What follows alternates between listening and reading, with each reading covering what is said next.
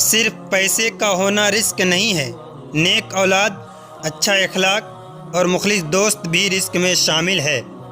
زندگی میں خود کو کبھی کسی انسان کا عادی مت بنانا، کیونکہ انسان بہت خود غرض ہے۔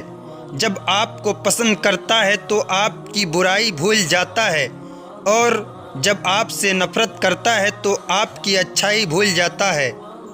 جس زبان سے جھوٹ نکلنا بند ہو جائے، اس زبان سے نکلی ہوئی ہر دعا قبول ہوتی ہے۔ نیک لوگوں کے ساتھ بے ادبی سے پیش آنا بدبختی کی علامت ہے۔ خود کا دوسروں کے ساتھ مقابلہ کرنا چھوڑ دیں۔ سورج ہو یا چاند، اپنے اپنے وقت پر چمکتے ہیں۔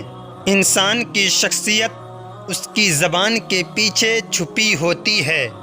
غریب انسان کو اپنے ہی شہر میں اجنبی بنا دیتی ہے۔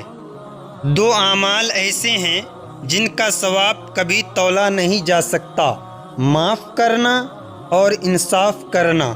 علم کو بیان کرنے والے تو بہت ہیں، مگر اس پر عمل کرنے والے تھوڑے۔